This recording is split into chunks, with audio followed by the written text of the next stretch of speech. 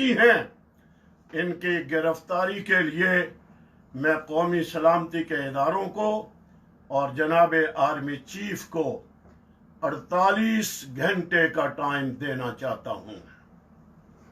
अगरचे ये ज्यादा हैं, मगर मैं फिर मुल्क की मोहब्बत में 48 घंटे का टाइम देना चाहता हूं।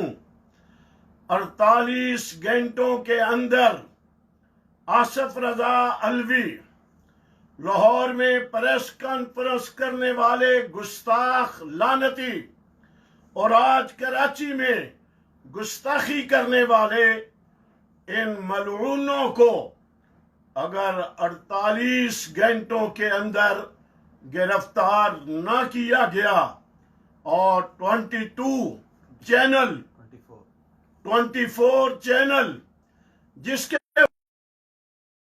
भी नशर की गई उसको अगर बैन न किया गया, और मैं मुखातब हूं पैमरा के जिम्मेदारों से, वो कहां सोए हुए हैं, कब बेदार होंगे जब मुल्क को आग लग जाएगी।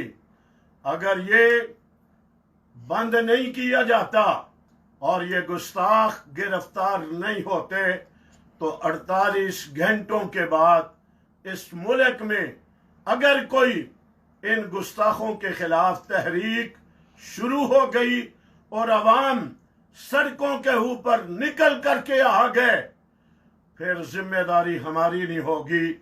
जिम्मेदारी जिनको मैंने मुखातब किया है वो उसके जिम्मेदार होंगे। वो यकीनन मुल्क से मोहब्बत करने वाले हैं।